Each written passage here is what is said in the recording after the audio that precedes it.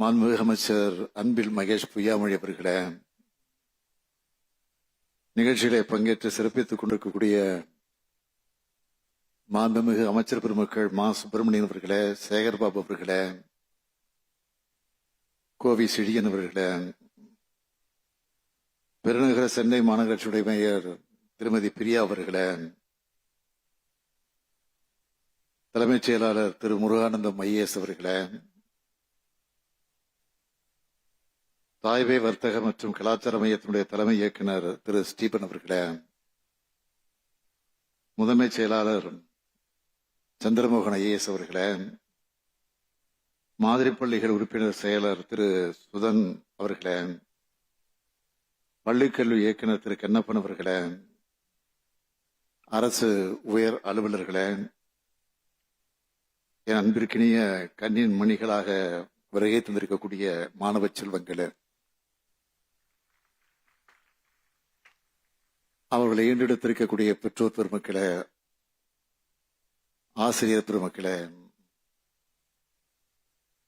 உள்ளாட்சி அமைப்புகளின் பிரதிநிதிகளே, பத்திரிகை மற்றும் ஊடகத்துறை சார்ந்த நண்பர்களே, உங்கள் அனைவருக்கும் என்னுடைய அன்பான வணக்கம். ஸ்கூல் ஸ்டூடெண்ட்ஸையும் இளைஞர்களும் பார்த்தாலே ஒரு புதிய எனர்ஜி வந்துடும்.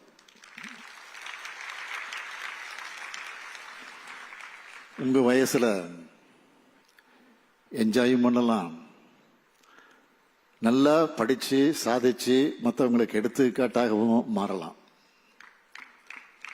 அப்படி எடுத்துக்காட்டா மாறி இருக்கக்கூடிய உங்களை பாராட்டுகிறேன், வாழ்த்துகிறேன்.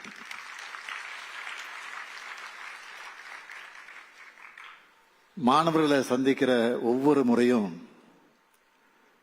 கல்வியோட முக்கியத்துவத்தை எடுத்து சொல்லிக்கிட்டே இருக்கேன். கொரோனா டைம்ல நம்ம ஆட்சிக்கு வந்தப்பவும் அந்த பெருந்தொற்றால குழந்தைகளுடைய கல்வி பாதிக்கப்படக்கூடாதுன்னு இல்லம் தேடி கல்வி போன்ற முன்னெடுப்புகளை எடுத்து கல்வி வழங்கணும். நாங்க உங்க மேல வச்ச நம்பிக்கைக்கு பலன்தான் உங்களுடைய சாதனைகள். அதனாலதான் பள்ளி கல்வி வரலாற்றில் இது ஸ்பெஷலான விழான்னு சொல்றோம். வேற எந்த ஸ்டேட்லையும் தங்களுடைய மாணவர்களுக்கு இப்படிப்பட்ட பாராட்டு விழாக்களை நடத்துறாங்களா? எனக்கு தெரிஞ்சு இல்லை. அந்த வகையில இது சிறப்பான தனித்துவமான விழா. திராவிட மாடல் அரசை பொறுத்த வரைக்கும் எல்லா மாணவர்களும் பள்ளிக்கல்வி முடிச்சு உயர்கல்வியில சேரணும். அதுக்கு முதன்மை உயர்கல்வி நிறுவனங்களில் சேரக்கூடிய இந்த மாணவர்கள் மோட்டிவேஷனா இருக்கணும்னு தான் இந்த விழாவை நடத்துறோம். பசங்க படிச்சு பெரிய ஆளா ஆகிறத பார்த்து மகிழ்ச்சி அடைகிறது ஒரு தாயின் உணர்வு. இந்த விழாவும் திராவிட மாடல் அரசோட தாய்மை உணர்வு தான். இந்த ஆண்டு +2 பாஸ் பண்ண அரசு பள்ளி மாணவர்கள்ல உயர்கல்வியில சேர்ந்தவங்களோட எண்ணிக்கை எவ்வளவு தெரியுமா? 75 விழுக்காடு. இந்த நம்பர் அடுத்த ஆண்டு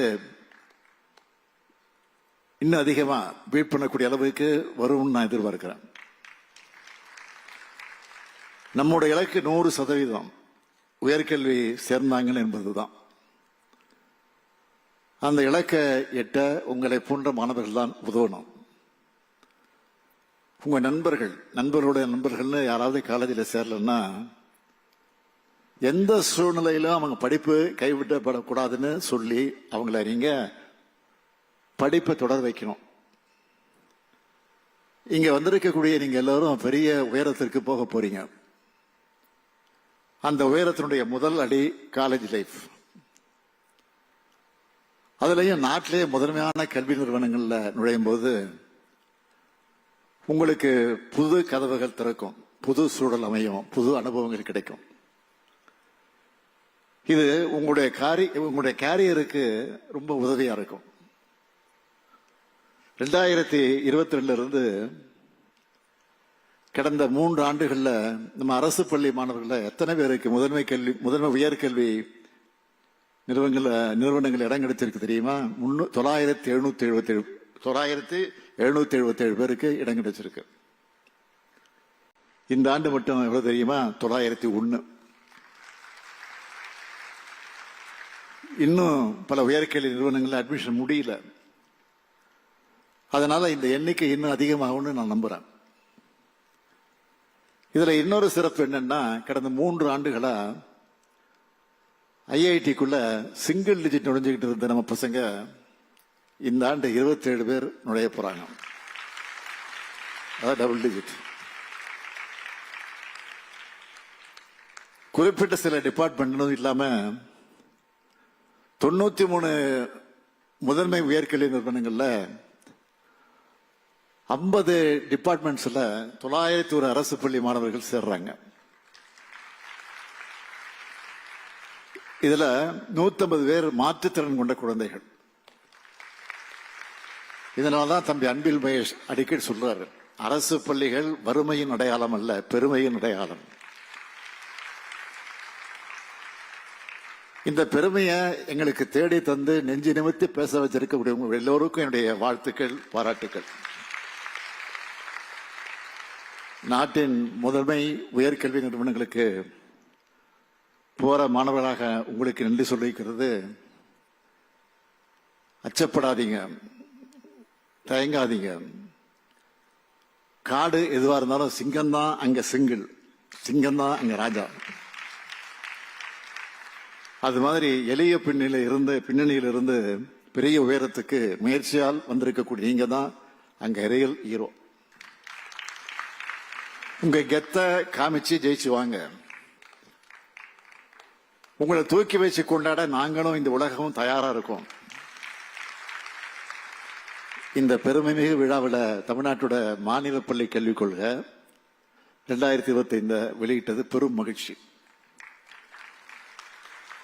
தமிழ்நாட்டுக்குன்னு எல்லாத்தையும் ஒரு யூனிக் கேரக்டர் இருக்கு, முற்போக்கான சிந்தனை இருக்கு.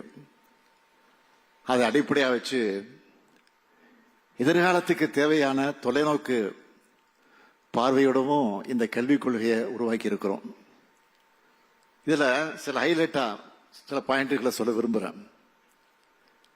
இந்த கல்விக் கொள்கை மூலமா படிச்சு மனப்பாடம் செய்யறதை விட சிந்திச்சு கேள்வி கேட்கிற மாணவர்களை உருவாக்க நினைக்கிறோம். எதிர்கால வாழ்க்கைக்கு தேவையான ஆற்றலை வழங்க போறோம். தொழில்நுட்ப மனம் படைச்சவங்களா மாணவர்களை உருவாக்க நினைக்கிறோம். படிக்கிறவங்களாக மட்டுமல்ல, படைப்பாற்றல் கொண்டவங்களாக மாணவர்களை உருவாக்க நினைக்கிறோம். கல்வியோட உடற்பயிற்சியும் இணைக்கப்படும். தாய்மொழி தமிழ் நம்மோட அடையாளமா பெருமிதமா இருக்கும். முக்கியமா தமிழும் ஆங்கிலமும் என்கிற இருமொழி கொள்கைதான் நம்முடைய உறுதியான கொள்கையாக இருக்கும். மீண்டும் சொல்றேன், இருமொழி கொள்கைதான் நம்முடைய உறுதியான கொள்கை. ஒவ்வொரு ஒன்றியத்திலையும் புதிய மாதிரி வெற்றி பள்ளிகள் அமைக்கப்படும். உண்டு உறவிட பள்ளிகள் உருவாக்கப்படும். கல்வி தொலைக்காட்சியும் மணற்கேணி செயலியும் ஒவ்வொரு வீடும் ஒரு வகுப்பறை என்ற நிலையை உருவாக்கும். மதிப்பெண்களாக இல்லாம மதிப்பீடுகளை நோக்கிய பயணமா தேர்வு முறை அமையும். பசுமை பள்ளிகள், ஸ்மார்ட் வகுப்பறைகள் உருவாக்கப்படும். நான் முதல்வன் திட்டம் வேலைக்கு வழிகாட்டுவதாக மட்டும் இல்லாம வாழ்க்கைக்கு வழிகாட்டுவதாக அமையும். இப்படி கல்வித்துறையில மாபெரும் மாற்றத்தை கொண்டு வர இருக்கிறோம். ஒரு வரியில சொல்லணும்னா, அனைவருக்கும் கல்வி, அனைவருக்கும் உயர்தர கல்வி. இதுதான் நம்ம திராவிட மாடல் அரசுடைய கல்விக் கொள்கை. பள்ளிகள் எல்லோருக்குமானது. அங்க யாருக்கும் தடை இல்லை, தடுக்கப்படவும் விடமாட்டோம். யாரும் புறக்கணிக்கப்படக்கூடாது. கல்வி பாகுபாட்டை நீக்குவோம். நீங்க விரும்புகிற கல்வியை பெறுவதற்கான வாசலை நம்ம கல்விக் கொள்கை திறந்து வைக்கும். சமத்துவ கல்வியை உருவாக்குவோம். அறிவு கல்வியை அறிமுகம் செய்வோம். முக்கியமா அது பகுத்தறிவு கல்வியாக இருக்கும். அறிவியலுக்கு புறமான பிற்போக்கு சிந்தனைகள் பள்ளிகளில் நுழைய அனுமதிக்க மாட்டோம். நம்ம மாணவர்கள் உலகளவு போட்டி போட்டு வெற்றி பெற இந்த மாநில கல்விக்குள்ள துணையாக இருக்கும். மொத்தத்தில் கல்வியில முன்னணி மாநிலமா இருக்கிற தமிழ்நாட்டை மேலும் முன்னேற்றுவோம். கல்வி மூலமா எதிர்காலத்தில் நீங்க எல்லோரும் பெரிய பெரிய அதிகாரிகளாக, அரசியல் தலைவர்களாக, அறிவியலாளர்களாக, மருத்துவர்களாக, சட்ட அறிஞர்களாக, பொறியாளர்களாக, கலைஞர்களாக உருவாகி உங்க வீட்டுக்கும் தமிழ்நாட்டுக்கும் பெருமை சேர்க்கணும்.